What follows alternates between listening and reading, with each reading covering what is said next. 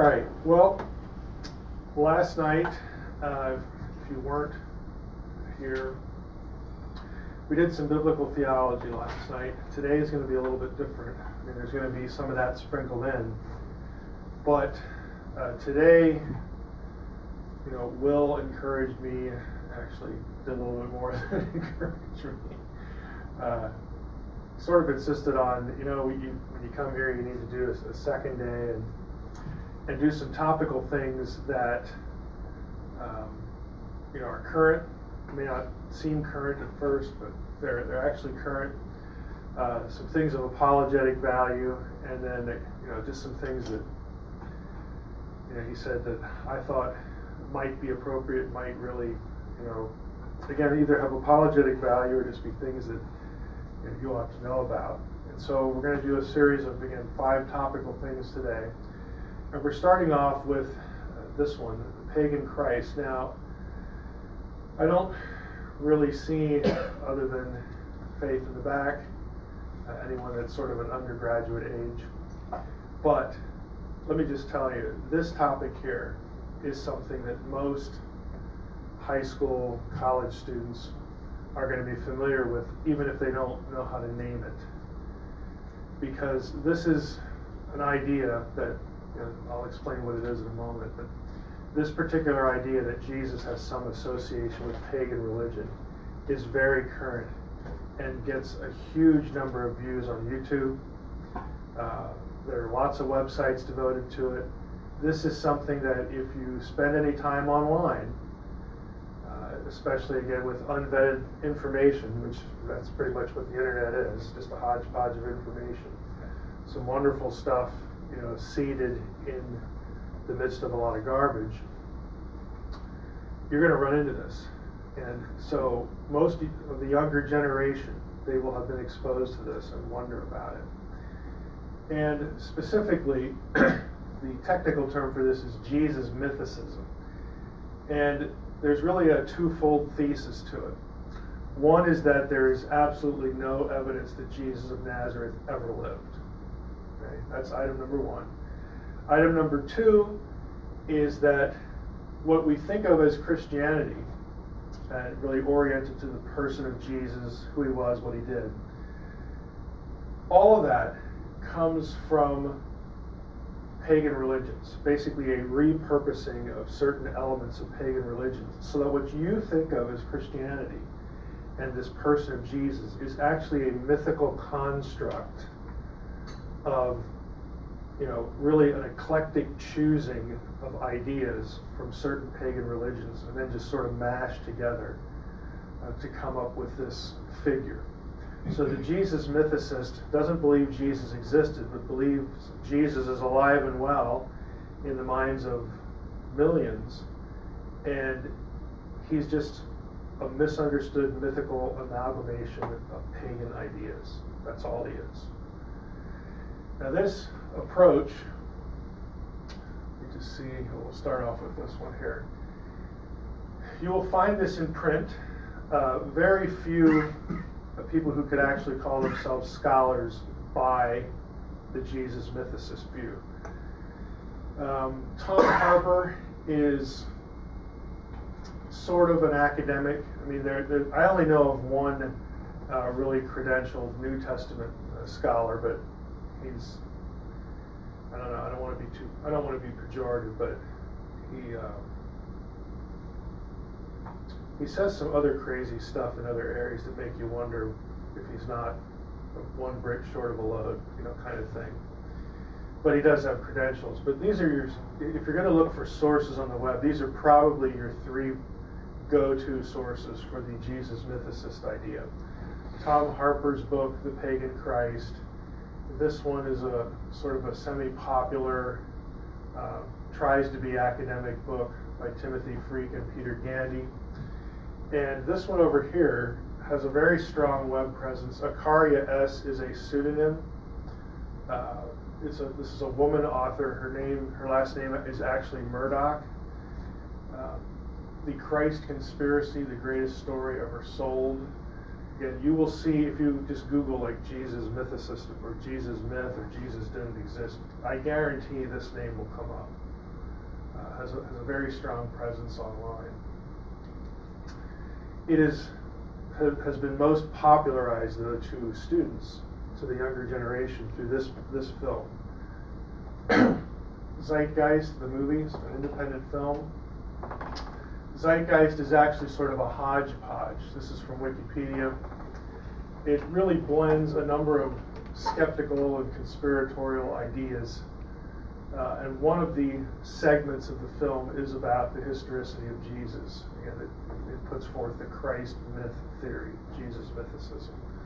So Zeitgeist, again, has been viewed millions and millions of times online. It's free.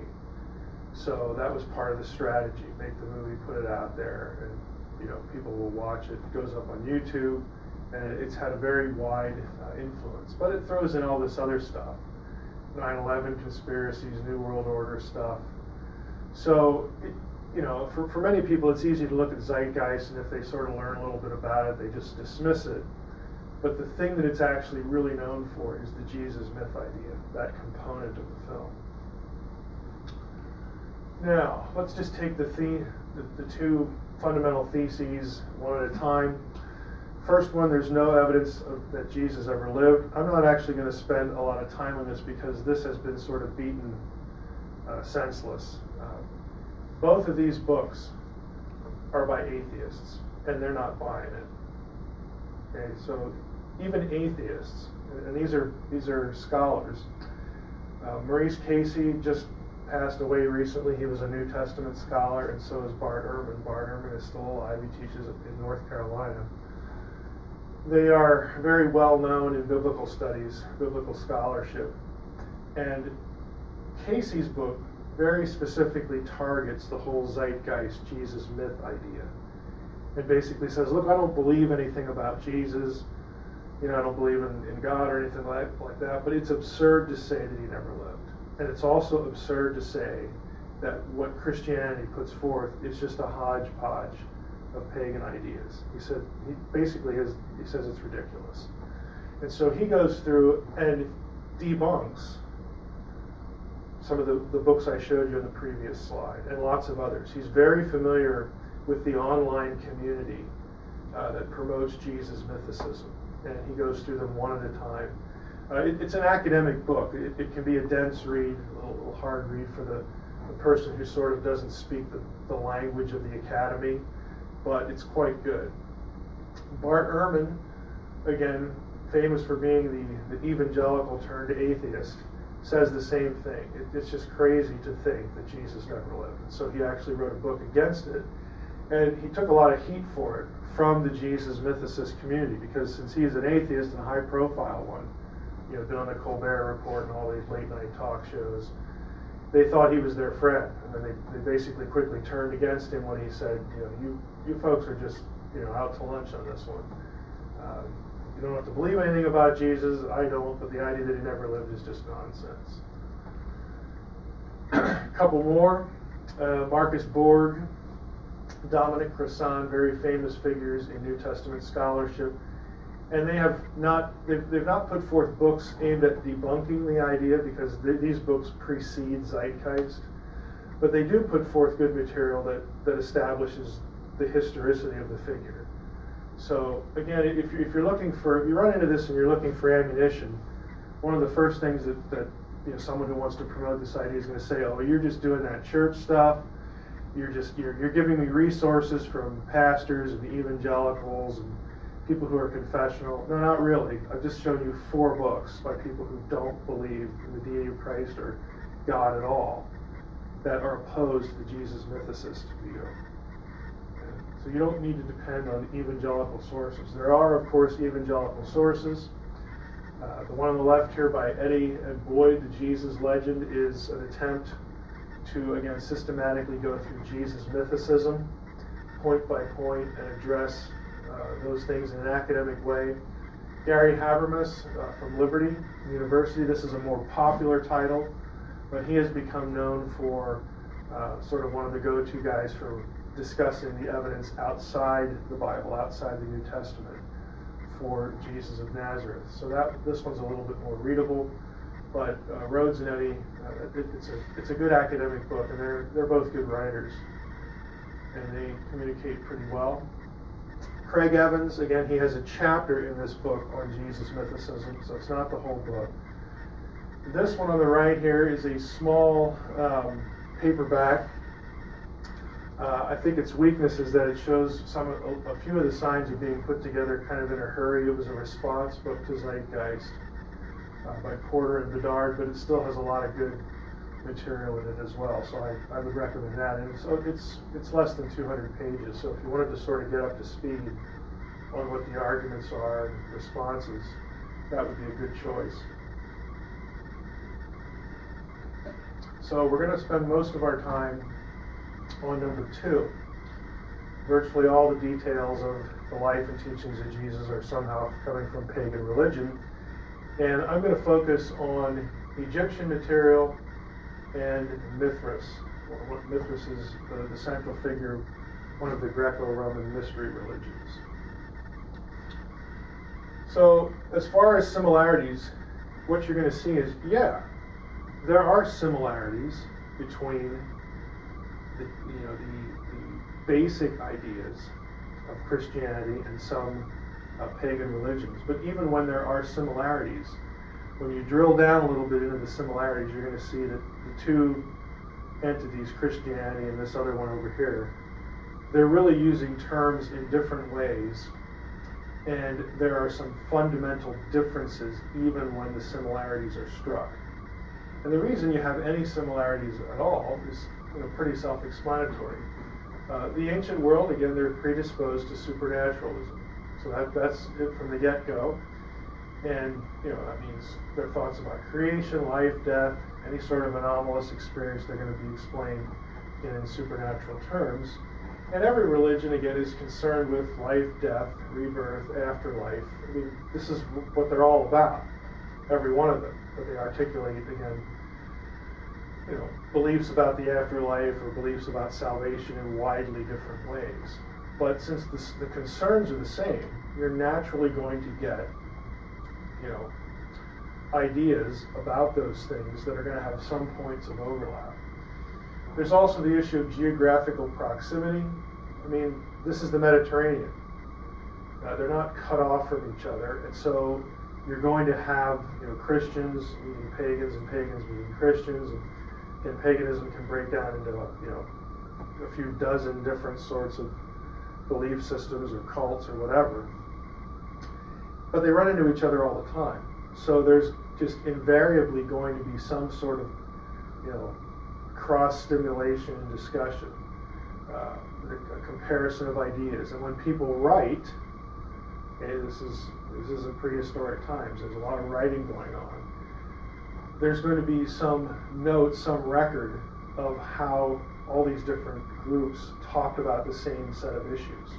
And you're going to have points of overlap. And the last one, I think, this is the one that Zeitgeist really likes to hop on, is the fact that historically, the early Roman Church, what we would call Roman Catholic today, one of their strategies for evangelism, for conversion, for spreading the influence of Christianity, that brand of Christianity, was literally to strike parallels in whatever geographical area, whatever culture, to strike parallels with what they had believed up to that point, again, what we would think of as pagan religion, and say, oh, well, this character over here, that's just like, Mary, or that's just like Jesus. And the similarities would be reflected in their artwork, their iconography, and so it creates this impression, because it's a deliberate strategy, that there's a similarity. And again, there may be some points of similarity, but you have to realize what the Jesus mythicist crowd is saying. They're saying that those pagan antecedents are the cause, and Christianity is the effect of that cause. That Christianity actually literally derives from those things. That it's not just, the Roman Catholic, priests or whatever, drawing analogies, again, for the sake of getting people to convert from this God to this God. They're saying that we wouldn't even have the discussion about Christianity had it not been for these pagan religions, because that's really where it comes from. So, first one, Christian Jesus is really the Egyptian Osiris and Horus. Zeitgeist and other sources will say, well, look, Horus was conceived by a virgin, Isis, and Osiris was killed and resurrected. There you go. You know, that's Jesus. Jesus is just this, again, amalgam of Egyptian religion and these particular gods. There on the left is Osiris, the right is Isis. Osiris is green, by the way, typically because he's Lord of the dead. We're going to talk about Osiris's resurrection in a moment. Here we have Horus, again wearing the crown of Upper and Lower Egypt. Horus was a major pharaoh figure. We'll talk about a little bit why. But Zeitgeist will zero in on things like this. This is Isis nursing her son Horus. And of course we have Mary with Jesus. So they'll say, look, it's the same thing. You know, that one derives from the other. One is the cause, the other is the effect. Now, if you're not familiar with the Osiris, Isis, Horus myth, here's a little bit of a summary. So the god Osiris was married to his sister wife Isis, who was also a goddess. Osiris was very popular because he taught people how to farm, and he, again, just sort of rose to the top in terms of noteworthy deities in Egyptology, Egyptian religion. His brother Seth was very jealous, so Seth devised a plan to kill Osiris by trapping him in a coffin and sending it off into the Nile. He was successful, but he didn't anticipate that Isis would go looking for her husband, Osiris, which she did. The coffin drifted to the country of Byblos and rested by a tree that over the years completely overgrew the coffin, and so the coffin was sort of encased in this tree. The tree was later cut down and used as a pillar in a nearby palace with the coffin still inside. When Isis discovered where the coffin was, she retrieved it and attempted to revive Osiris. During her attempts, Seth heard that the pillar coffin had been discovered. He got it, cut it up into 14 pieces, and scattered it throughout the Nile River. So he wants to make sure this time that he's done away with Osiris. Isis, though, didn't give up. She searched for the pieces, recovered 13 of 14. The missing one in some versions of the story is Osiris's penis, which was sadly eaten by a fish. Still, Isis brought Osiris back to life with the pieces she found and conceived their first child, Horus, either by magic or copulation, depending on the version. Now, some of the other versions will have Isis saying, I found 13 of 14, but the one that's really important here is missing. So she goes to Thoth, who's the Egyptian god of wisdom, and he fashions a penis of gold for the reassembled Osiris, and Isis brings him back to life, and they have sex, and the product of that is Horus. Now, just look at the story. Isis is not a sexual virgin when she conceived Horus. Egyptian texts never claim that. They never refer to Isis as a virgin. So that's disconnect number one. Again, that Zeitgeist isn't going to tell you about. Horus, obviously in the story, in all the versions, was the result of sexual intercourse between Isis and Osiris. Again, either because she found the penis in some versions, or if she didn't, he has one created for him. But somehow Isis brings him back to life, they have sex, and the result is Horus. And it's very clear that Horus is not virgin born the way Christianity has. A, Isis isn't a virgin because she was married to Osiris before, and B, Horus is clearly the result of a sexual union. So there were some real fundamental disconnects. Now, after Osiris is raised or reanimated, he becomes god of the underworld. Now, you can think about the underworld. I realize Egyptian religion can seem kind of bizarre, but we actually have some of the same thoughts ourselves. People die, but yet they're not really dead. They're living in the afterlife somewhere. Okay? Either heaven, hell, or some intermediate state. And that's why when you have Osiris here, he's alive, but now he's in the underworld, living sort of a cadaverous existence or something like that. But that's where he is. Osiris was not allowed to return to the land of the living. Okay, this is precisely the point of the Christian resurrection. So the Egyptian story doesn't even have that element, and in fact specifically denies it. So how Zeitgeist can use this and say, oh, this is just like the Christian resurrection. I'll have to be honest with you. Sometimes I think this is just pure ignorance on their part, but I also think there's malice going on here. I just think that they're going to lie to you.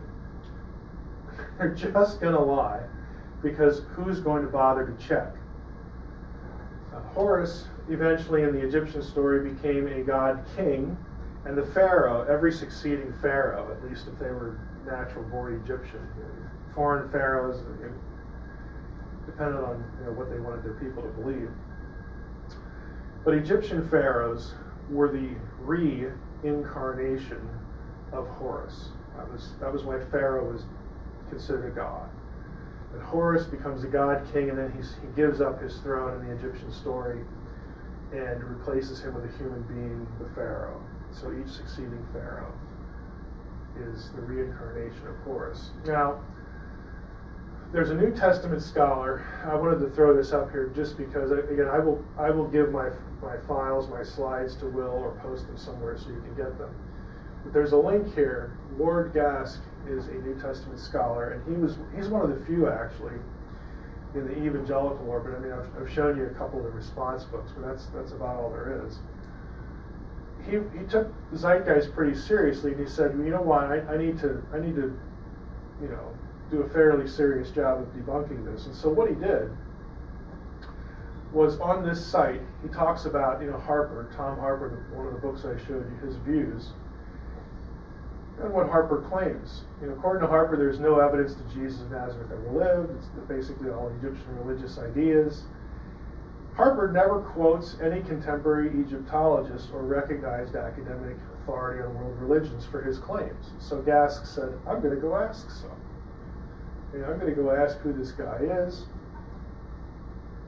Harper, he found out, is really entirely dependent on, look at the dates here, 1880, 1963, 18th, 19th century, 19th century,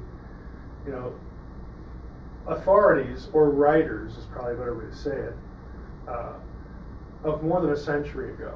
These are Harper's sources for this whole idea.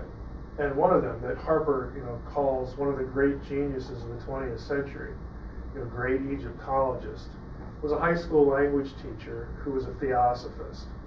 He has no credentials in the field at all. Okay, so Harper's sources are very suspect. But anyway, what Gask does is he said, look, I'm not an Egyptologist, so I'm going to go ask some. He sends an email to 20 leading Egyptologists, and what does he find out? He wants to find out answers to specifics. So these are all from Harper's book. That the name of Jesus was derived from the Egyptian Yu-Sa. That's how you, by the way, nobody knows how Egyptian was pronounced. This is just scholarly conventions. You put E's before the consonants or I's, and then you just go with it. Yu-Sa, which means the coming divine Son who heals or saves. So this is Harper's claim. See, that's Jesus. It's right out of Egyptian stuff. Harper claims the god Horus is an Egyptian Christos, or Christ, and his mother Isis, again, forerunner of the Madonna and the Child, and said that this was a leading image in Egyptian religion. Other claims. Horus had a virgin birth. He claims that he was a fisher of men and had 12 followers. So again, if you're reading Harper's book, or you're listening to any of this on Zeitgeist, you're going, oh, what do I do now? Look at that. This is impossible. I mean, Jesus has to be derived from this stuff. Look at all these parallels. The letters KRST appearing on Egyptian mummy coffins many centuries BC. I love when they don't give you exact dates, so you can't actually track anything down. This word, when the vowels are filled in, is really Karast or Christ, signifying Christ. And then the doctrine of the Incarnation is, in fact, the oldest, most universal mythos known to religion. This is all Osiris stuff. Basically, all this is garbage. Only one of 10 experts who responded to Gask's questions had ever heard of any of his sources. The responding scholars were unanimous in dismissing the suggested etymologies for Jesus and Christ. I mean, I've taken hieroglyphs, and it's nonsense. I mean, it just is. Ron Leprehan, who is the professor of Egyptology at Toronto, pointed out that Sa means son. Remember, you Sa was Harper's argument for Jesus. Sa does mean son, and you does mean to come, but the Kuhn Harper had the syntax all wrong. Basically, the word order is wrong in Egyptian. In any event, this combination never exists in Egyptian literature. It's a fabrication. While all recognize, again, Gasks, the people he emailed, while all recognize that the image of the baby Horus and Isis has influenced the Christian iconography, again, because this was a strategy in the early church to create these congruences, there's no evidence for the idea that Horus was virgin born. We already talked about that. There's no evidence that the idea that Horus was a fisher of men. It never occurs in Egyptian literature about Horus. He's never called a fisher of men. He's never said to have 12 followers. He's literally making it up. And his sources make it up. And then they just make a movie about it and put it on YouTube, and it gets millions of followers. That's how it works. And KRST is the word for burial or coffin. Coffin is KRSW. But again, there's no etymological evidence to link this with Christos or Hebrew Mashiach. This is actually the key term here because it's Semitic. Now, Egyptian is not a Semitic language. It's classified as Hamito-Semitic, African Semitic. It has some Semitic characteristics and some other things that are not, but it ain't Greek. Okay, Greek is Indo-European. It's nowhere close. So if you'd expect a correlation, this is where you would find it, with a culture that's near, okay, not across the the Mediterranean Sea up in the Aegean somewhere. You'd expect Egypt, next door neighbors to Canaan, that there would be a correlation there. But there isn't anything. Again, they're just making it up. Akaria S. We'll switch gears to Mithra here. Again, Akaria S is the one that has sort of on the web popularized this the most. She quotes Gerald Berry, Religions of the World. She has this in one of her books. Both Mithras and Christ were described variously as the way, the truth, the light, the life, the Word, the Son of God, the Good Shepherd. The Christian litany to Jesus can easily be an allegorical litany to the Sun God. Mithras is often represented as carrying a lamb on his shoulders, just as Jesus is. By the way, where's the verse for that? That's in Christian bookstore art. Okay, that's not in the New Testament. Midnight services were found in both religions. Ooh, there's a tight parallel. Midnight services. The Virgin Mother was easily merged with the Virgin Mother Mary. Petra, the sacred rock of Mithraism, became key to the foundation of the Christian Church. Again, this is basically all made up. So let's talk about it. The parallels. Some of this can be summarized here from this article right here, as far as the sort of the main tenets. The argument goes this way: Mithras preceded Christianity by roughly 600 years. So this Mithra religion was around supposedly 600 years before Christianity. Mithras, it is said, was born on December 25th. He was considered a great teacher, 12 disciples, performed miracles, called the Good Shepherd, the way, truth, light, all this stuff. Identified with the lion and the lamb. And followers were marked with the sign of the cross. Mithras had a Eucharist or a Lord's Supper that had bread and wine. The initiation ceremonies included a baptism to remove sins. Again, if you're just reading this, or you're watching it on Zeitgeist, you're like, it takes your breath away. You're like, oh man, look at all these parallels. All right, let's go through them. The Roman deity Mithras appears in the historical record in the late 1st century AD for the first time. In other words, that coincides with the era of the early church, like toward right around 100. Let's just use round numbers, 100 AD. So Mithras is contemporary, but it's not older. It could very well be a response to Christianity or a counter religion to Christianity. To say Christianity came from it is, again, you don't have the chronology for it. Now, mythicists, when they have an occasional spasm of honesty, overcome this by saying Mithras is actually the Persian Zoroastrian deity Mithra. Unlike major Greco-Roman deities like Jupiter, no ancient source preserves the mythology of Mithras. We're going to come back to this Mithra claim in a moment. But here's a key idea that they never tell you. There are no Mithras texts. So where do we get this 12 followers carrying the lamb, the way, the truth, and the light? Where do we get that? It ain't from primary sources. There are no Mithra texts. What the best you get is when archaeologists uncover what's called a Mithraeum, which is where Mithras followers would meet. You might have short 1 or 2 word inscriptions, but there are no texts. There's no like Mithras Bible or anything like that. It doesn't exist. All information about Mithras comes from depictions on monuments, and again, a handful of comments about the cult from other sources, people writing about the followers of Mithras. But they didn't produce their own material. Why? It was a mystery religion. It's supposed to be secret. It's kind of like the Freemasons, the whole mythology about the Freemasons, where we're not, what we do is a secret, so we're not writing it down so people can't discover. Well, that's what you have with mystery religions in the ancient world. They didn't write things down because that's the whole point. Okay? It's supposed to be this secretive element. Temples of Mithras were always in an underground in a cave or a Mithraeum. These temples regularly feature iconography. This is a very familiar image in all of them. This is Mithras killing the bull, which was a ritual or ceremony known as the tauroctony. We'll come back to that in a moment.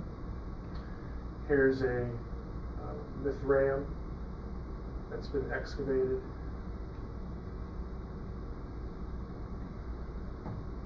Modern study of Mithras actually begins just before 1900.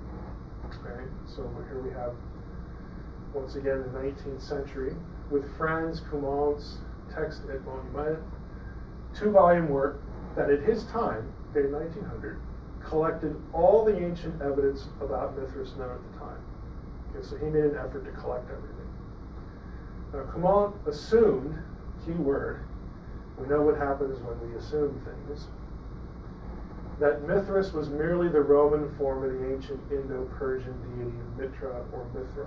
He just thought, well, it sounds right, so that must be the case. In the mid-1950s, Cumont's pupil, Vermaseren, published a new collection of monuments, new discoveries, and these are links to those materials, which added the archaeological discoveries of the last 50 years, but also highlighted how poorly the archaeology supported Cumont's theory, his own mentor. The 1971 International Conference on Mithraic Studies, Cumont's theory was abandoned officially in favor of a Roman origin for the cult. Vermaseren himself rejected his mentor's theory in 1975. Basically, he debunked his own mentor. Mithras did not precede Christianity by roughly 600 years. Okay. There is no, according to Vermaseren's work, Vermaseren tried to establish a connection between Mithras and Mithra from Persian Zoroastrianism and said, I can't find anything.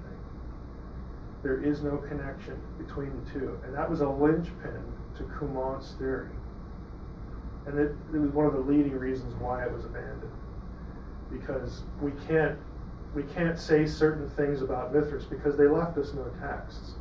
A lot of what they were saying about the Mithras religion was imported from Zoroastrian thinking. And without that connection, it's just a vacuum. And so they abandoned it. And anyone who's really a Mithras scholar knows this. Akaria S. is not a Mithras scholar. Okay, Tom Harper is not a Mithras scholar. If you want to know about Mithras, you go to the Mithras experts. Okay, the people who actually do the work. And they're saying it's nonsense. What about December 25th? Mithras and the Roman sun god Sol Invictus, the victorious sun, are co-identified in inscriptions on candles. So there is a connection between Mithras and Sol Invictus. Other inscriptions distinguish them, but there are some who identify them.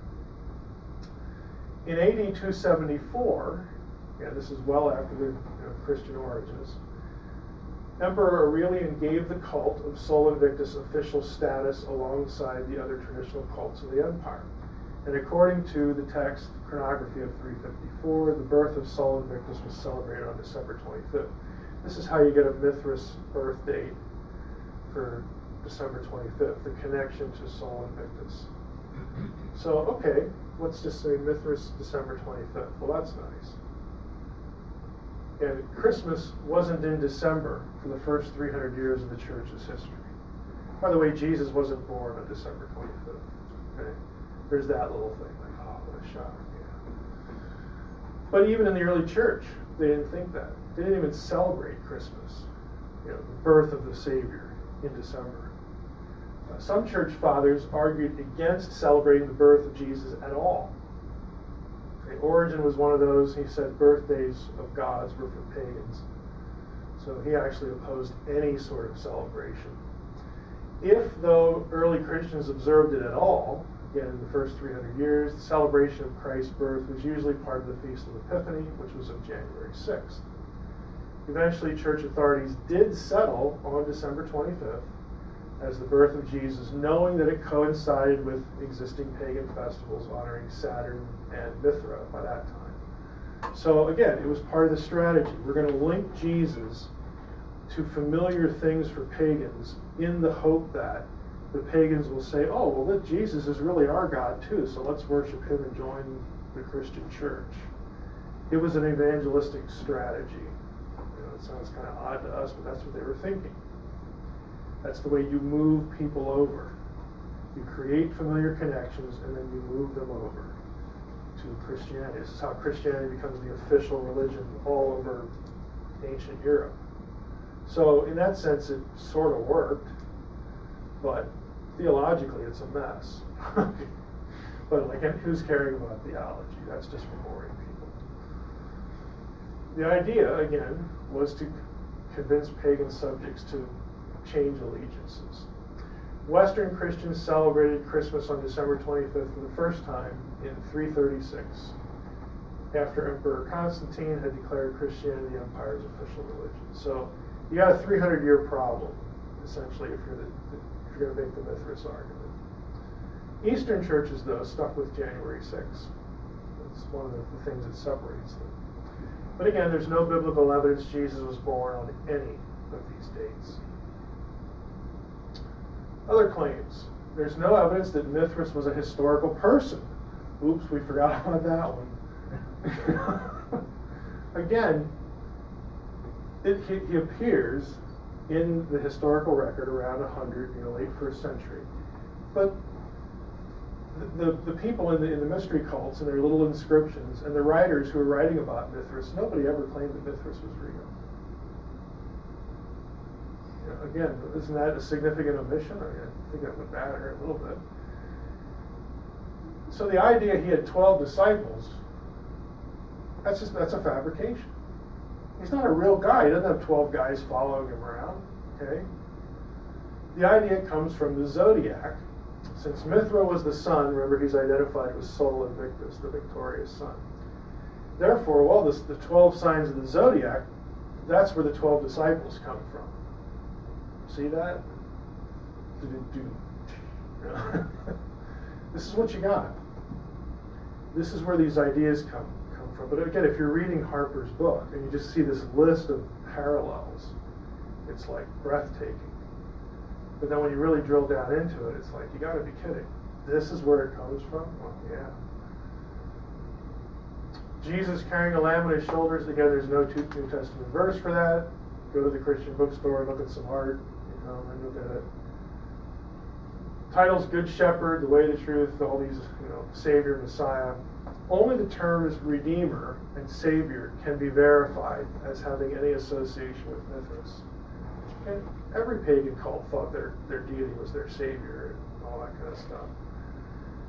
However, worshippers of Mithras did not use the terms to actually describe him. They were used conceptually in regard to following Mithras. So you followed Mithras if you wanted to be, saved or redeemed, but they didn't actually call him. Again, there's almost no written evidence anyway. But in what is there, they never actually call him these things like Christians did with Jesus. Again, the nature of redemption and salvation in Mithraism was quite different than Christianity. The Lion and the Lamb, again, there's basically no evidence for the Lamb association in Mithras. There does appear to be some connection between Mithras and a figure called Ion, a lion-headed man. This is also a Gnostic figure. This isn't the way lion symbolism is used in the Bible, though. Jesus is the Lion of Judah, but lion imagery is also used to describe the enemies of Christians. So, well, yeah, okay, there's a messianic connection to the tribe of Judah whose symbol was a lion. That's really about all you get. And in the Bible, it's not always about Jesus. Sometimes it's about other things. Was the Lord's Supper or Eucharist taken over from Mithraism? And what this view does is it basically ignores everything in the Dead Sea Scrolls that has some relationship to the question of communion or Lord's Supper practices. Now, if Dead Sea Scrolls scholars aren't going to say that New Testament Lord's Supper practices came from Dead Sea Scrolls sects, what they will say is that there were people at Qumran, the Qumran community, who did similar things. They had bread and wine and ceremonies, celebrate the Messiah, celebrate this or that. And that there's a similarity there, but Jewish scholars, again, scholars of the Second Temple period Judaism, are not going to say there was a cause and effect here, but there is a clear similarity. So why would you need to go to Mithras for this when you have Judaism right before the New Testament period and overlapping with the New Testament period doing these things? You don't need a pagan cult for that. And frankly, again, in my podcast, we're going through of all things Leviticus. There are very clear parallels in the Old Testament. Bread and wine, again, it's not like these were new elements to religious ritual and worship. And they used wine. They had the bread of the presence. And what's so hard about this? Unleavened bread for the Passover, the Last Supper. It was a Passover meal. This is what you used. Why do we need Mithras for this? Well, the answer is clearly you don't. But, that's what they want to do. Again, and basically this teaching, this idea comes from Qumran's discredited assumptions and from comments by Justin Martyr. Here's what Justin Martyr writes, who was an early Christian apologist. Now notice what he actually says. He says, "For the apostles in the memoirs composed by them which are called Gospels have thus delivered unto us what was enjoined upon them, that Jesus took bread when he had given thanks, said, This do in remembrance of me, this is my body. And after that, after the same manner, having taken the cup and given thanks, he said, This is my blood. And he gave it to them alone, which the wicked devils have imitated in the mysteries of Mithras." So what Justin Martyr actually says is the opposite of what Jesus Mithras want to say. He's accusing the Mithrists of copying the Christians, not the other way around. Again, it doesn't mean the Christians copied from Mithra. The Qumran evidence is clear. The Old Testament precedent for Passover is clear. You just don't need this. So you can read the line and say the opposite of what Justin was talking about, but I guess anything goes. What about baptism? Again, many pagan religions had ritual washings. Such a theme, baptism, could have been taken directly from one of the esoteric Jewish sects. Again, Eliade is not a Christian. He's a very famous scholar of religion, and he's saying, look, Christian baptism could have had its origins in a number of places, and the logical place to look would be a Jewish sect, especially the Essenes, concerning whom the Dead Sea manuscripts have now added sensationally to our knowledge. Indeed, it is not even necessary to suppose that an initiatory theme was borrowed from Christianity or by Christianity from some other religion, because there's nothing here. Mithras sacrifice, it should be, it's a type of a sacred bull to create life. Now this is just getting into what Mithra followers actually did. they had Mithras killing the bull and all the iconography. Well, this is what they did. They would kill a bull, and it was part of a ritual to create life. Again, reverse the effects of death, life, death, afterlife. The followers were baptized in the blood from the bull. But there's no reference to the atoning of sin. The atoning of sin through blood or Mithras atoning for sin. It wasn't why they were doing it. So again, it's a clear disconnect between what the followers of Mithras were doing in their mystery religion and what Christians are thinking. What about the sign of the cross? And if you want this source, we try to get it for you. Branding in the mysteries of Mithras. Mithras followers were branded. They did put marks on them. But the authority on this subject says the idea that they were branded with the sign of a cross is a scholarly myth. In other words, there's no evidence for it.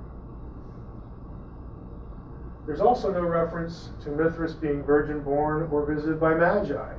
Well, you'd think if the Christians need source material from Mithras, that they would, this would be important.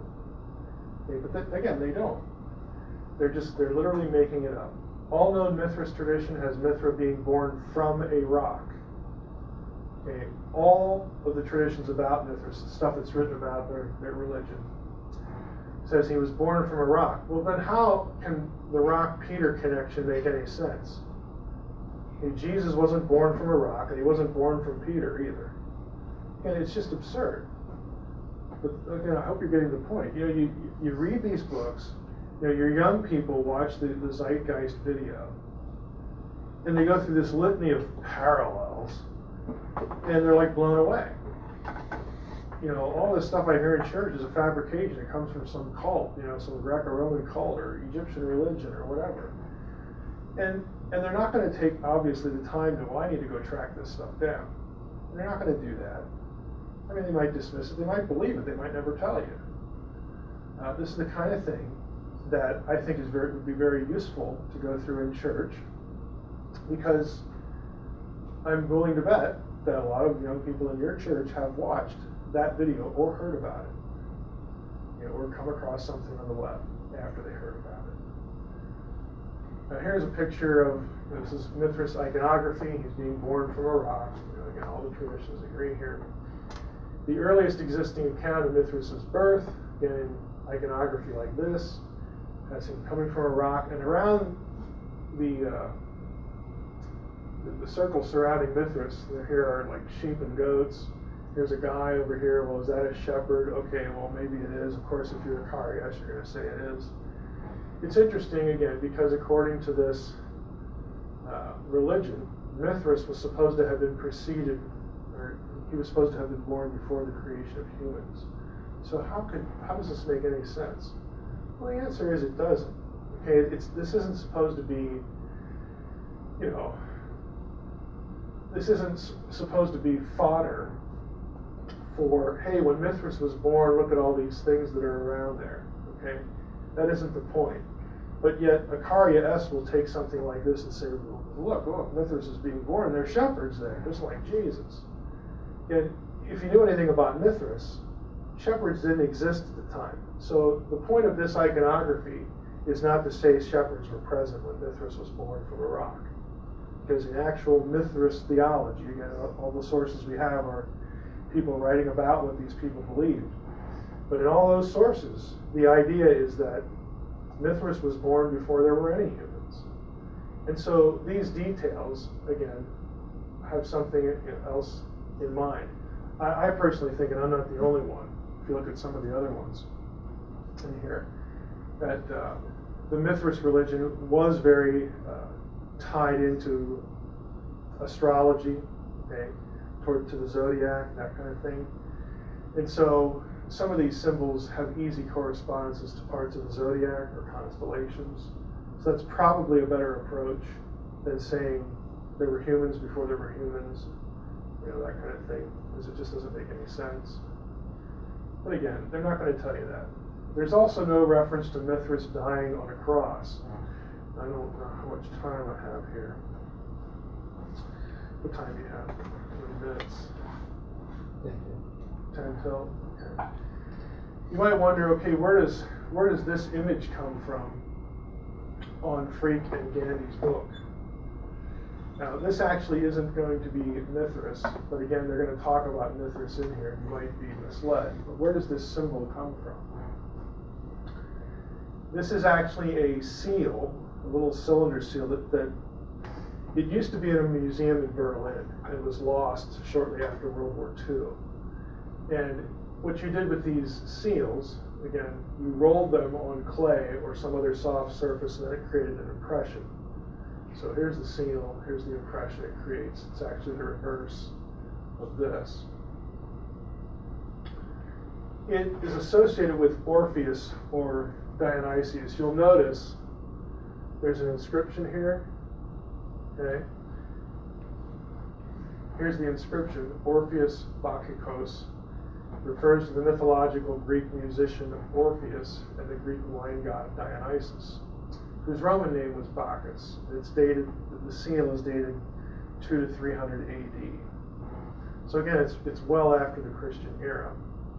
So you would think, well, maybe this is a parody of Christianity in some way. Maybe they wanted to diss Christianity in some way. But no. No, Akari S. will tell you that Christianity came from this. Forget about the 200 or 300 year disconnect. The cross is actually not really a cross. It's, if you look at it, the point at the end, it's sort of an anchor shape. And if you magnify this, there are no nails in the feet or the hands. Because there are no other Christian symbols on it, all comparisons with Christianity are circular reasoning. You have to read them into it, because there are no actual Christian symbols on the thing.